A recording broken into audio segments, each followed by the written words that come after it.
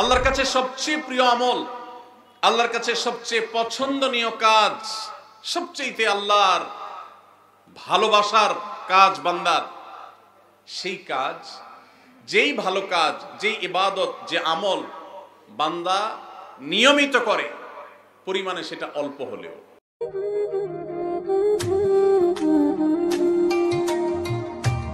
হোক পরিমাণে অল্প কিন্তু করে নিয়মিত, আল্লাহর কাছে আমলটা বেশি প্রিয় সেই আমলের তুলনায় যে আমল একসাথে অনেক করা হয় কিন্তু পরে আর করার কোনো খবর নেই। কেউ রমজানে কোরআনে কারীম 2 খতম দিয়েছেন, মাশাআল্লাহ, কেউ 3 খতম দিয়েছেন, কিন্তু রমজানের পরে কোরআনে কারীম 3 খতম, 2 খতম, 1 খতম দেয়া তো দূরের কথা, পরবর্তী রমজান পর্যন্ত আর কোরআনটা ছুঁয়ে দেখা হয় না, খুলে পড়া হয় না, তেলাওয়াত করা হয় না, 1 পৃষ্ঠা পড়ার সুযোগ হয় না। তাহলে এই 3 খতম 2 খতমের চাইতে রমজানে কেউ যদি 1 খতম কোরআন দেন অথবা তার চাইতে কমও কোরআন তেলাওয়াত করেন, কিন্তু রমজানের পরে সেই কোরআন দিনে হয়তো 2-5 পারা পড়তে পারেন না, কিন্তু 1 পৃষ্ঠা হইলেও পড়েন, 2 পৃষ্ঠা হইলেও পড়েন, তার দৈনন্দিন রুটিনের মধ্যে কোরআন তেলাওয়াত থাকেই থাকে। আল্লাহর কাছে ওই 3 খতম দেওয়া কোরআন তেলাওয়াতকারীর চাইতে মাত্র 10 পারা কোরআন তেলাওয়াত করেছেন যিনি রমজানে, কিন্তু রমজানের পরেও সেটাকে ধরে রেখেছেন, পরিমাণে অল্প হলেও আল্লাহর কাছে এই দ্বিতীয় ব্যক্তি অনেক বেশি শ্রেয় এবং প্রিয়। প্রিয় ভাইরা আমার, রমজানে আপনি অনেক দান দক্ষিণা করলেন, রমজানের পরে আর খবর নাই, আল্লাহর কাছে এটার চাইতে বেশি প্রিয় রমজানে তৌফিক অনুযায়ী দান সাদেকা করেছেন, রমজানের পরেও আপনি দান সাদেকা অল্প অল্প হলেও ধরে রাখার চেষ্টা করেছেন। আল্লাহ আমাদের সবাইকে রমজানে যে সমস্ত নেকামলগুলো আমরা করতে পেরেছি, রমজান শেষ হওয়ার সাথে সাথে সেগুলো বন্ধ না করে বরং সেই আমলের ধারাবাহিকতাকে আল্লাহ আমাদেরকে ধরে রাখার তৌফিক দান করুন। ভাইরা আমার, আমরা কি রমজান মাসকে পুজো করেছি নাকি আল্লাহর ইবাদত করেছি? ইবাদত কি আল্লাহকে করেছেন না রমজান মাসকে করেছেন? আল্লাহকে করেছেন। যদি রমজান মাসকে কেউ ইবাদত করে, রমজান মাসকে যদি কেউ পুজো করে, তাহলে তার এখন আর ইবাদত করার দরকার নাই, কারণ রমজান শেষ হয়ে গেছে। আর যদি কেউ ইবাদত করে আল্লাহকে, তাহলে যে আল্লাহ রমজানে ইবাদতের নির্দেশ দিয়েছেন, সে আল্লাহর নির্দেশ রমজানের পরেও ইবাদতের জন্য আছে না নাই? আল্লাহ বলেছেন, ওয়াবুদু রাব্বাকা হাত্তা ইয়াতিয়াকাল ইয়াকিন। তোমার রবের ইবাদত শুধু রমজানে নয়, রমজান ইবাদতের মৌসুম হিসাবে ইবাদত বেশি হতে পারে, কিন্তু রমজানের ইবাদতের ধারা মৃত্যু আসার আগ পর্যন্ত তোমাকে ধরে রাখতে হবে, তবেই আল্লাহর কাছে সাকসেস হওয়া যাবে, তবেই আল্লাহর কাছে সফল হওয়া যাবে, সার্থক হওয়া যাবে। আমাদের এই জীবন সাধনা, আমাদের তাকওয়ার সাধনা, আমাদের সিয়াম সাধনা, আমাদের রমজানের ইবাদত বন্দেগী আল্লাহর কাছে কবুল হবে। আল্লাহ আমাদের সবাইকে রমজানের আমলগুলোকে রমজানের পরেও পরিমাণে অল্প অল্প হলেও ধরে রাখার তৌফিক দান করুন। সবাই চেষ্টা করব তো ইনশাআল্লাহ। রমজান মাস আমাদের থেকে বিদায় নিয়ে গেছে। রমজান মাস বিদায়ের সাথে সাথে আমাদের সমাজের বহু মানুষ আছে যাদের ইবাদত বন্দেগীও বিদায় হয়ে গেছে। আমরা অনেকে রমজান মাস শেষ হওয়ার পর মাথার টুপিটা খুলে ভাঁজ করে এমন ভাবে রেখে দিয়েছি যেন আবার আগামী বছর রমজান আসলে সেই টুপি খুলে আমরা মাথায় দেব। আমাদের কি শুধু ইবাদত বন্দেগী রমজানেই করা দরকার, না রমজানের পরেও করতে হবে? কতদিন পর্যন্ত আমাদের ইবাদত বন্দেগী নেকামল চলা উচিত, এ সম্পর্কে কোরআনে কারীমে আল্লাহ রাব্বুল আলামিন বলেন, ওয়াবুদু রাব্বাকা হাত্তা ইয়াতিয়াকাল ইয়াকিন। তুমি তোমার রবের ইবাদত করতে থাকো। কতদিন? ঈদুল ফিতরের চাঁদ দেখার আগ পর্যন্ত। কি বলেন? ঈদুল ফিতরের চাঁদ ওঠার আগ পর্যন্ত ইবাদত করো, এরকম কিছু? আল্লাহ বলেছেন, ওয়াবুদু রাব্বাকা হাত্তা ইয়াতিয়াকাল ইয়াকিন।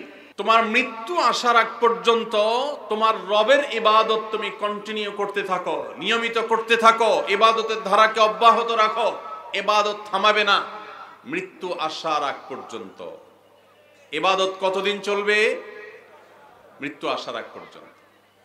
আমরা যারা রমজানের মৌসুমী মুসল্লি হয়েছি, রমজানের পরে আর মসজিদের দিকে আমাদেরকে আসতে দেখা যায় না। আমরা যারা রমজানের দান সাদেকা করেছি, রমজানের পরে আর আমাদের দান সাদেকা করতে দেখা যায় না। আমরা যারা রমজানে কোরআন তেলাওয়াত করেছি, তারাবির নামাজে কোরআন শ্রবণ করেছি, শুনেছি, রমজান চলে যাওয়ার পরে কোরআন আর ছুঁয়ে দেখা স্পর্শ করার তৌফিক সুযোগ আমাদের যাদের হয় না, প্রিয় ভাইরা আমার, আমাদের জন্য অত্যন্ত ভয়াবহ একটা বার্তা আছে। সে বার্তা কি? আল্লাহ রাব্বুল আলামিন কোরআনে হাকিমে ইরশাদ করেছেন তিনি কার আমল ইবাদত কবুল করেন।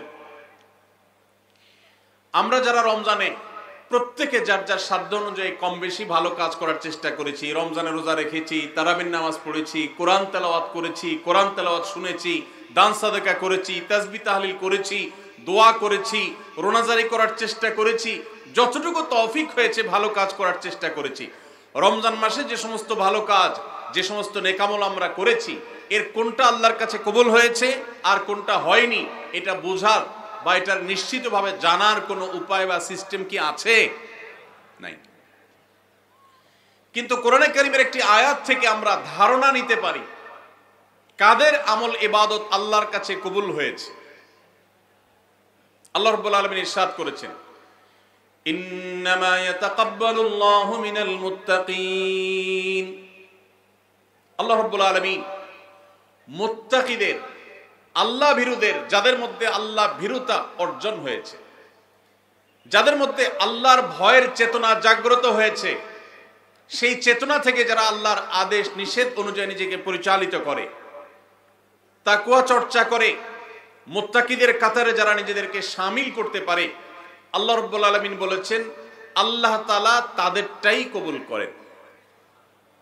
অতএব যদি রমজানের পরেও আপনার মসজিদের আনাগোনা, মসজিদের আসা যাওয়া বলবৎ থাকে, অব্যাহত থাকে, রমজানের পরেও যদি আপনার কোরআন খুলে তেলাওয়াত করার সুযোগ সৌভাগ্য অর্জন হয়, রমজানের পরেও যদি আপনার মাঝে মধ্যে হলেও আল্লাহর কাছে দুহাত তুলে দোয়া করবার তৌফিক হয়, সুযোগ হয়, সামর্থ্য হয়, রমজানে অনেক বেশি দান সাদাকা করেছেন, রমজানের পরে এত বেশি পারেন না, অল্প হলেও দান সাদাকা করার চেষ্টা করেন, তাহলে আপনি আল্লাহর কাছে নিজেকে সেই সৌভাগ্যবান মানুষদের কাতারে শামিল বলে সুধারণা করতে পারেন যাদের রমজানের আমল ইবাদত আল্লাহ তাআলা কবুল করেছেন। আলহামদুলিল্লাহ।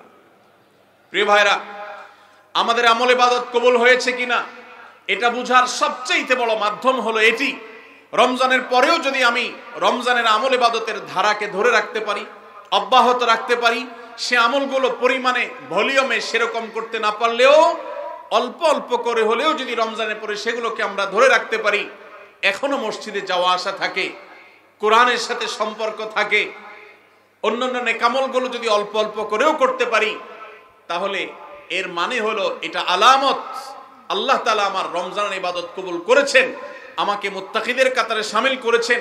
রমজানের পরে এখন গুনাহ করতে গিয়ে বুকটা কাঁপে। আল্লাহ দেখেন যে আল্লাহর ভয়ে রমজানে হারাম থেকে বেঁচে থাকার চেষ্টা করেছি, সে আল্লাহর ভয় এখনো বেঁচে থাকার চেষ্টা করি, হয়তো ততটা পারি না কিন্তু চেষ্টাটা করি, এটুকু যদি করতে পারি তাহলে এটা একটা আলামত, এটা একটা ইন্ডিকেটর যে আল্লাহ তাআলা আমাদের রমজানের আমল ইবাদত কবুল করেছেন। আল্লাহ আমাদের সবাইকে সেরকম সৌভাগ্যবান মানুষের কাতারে শামিল হওয়ার তৌফিক দান করুন।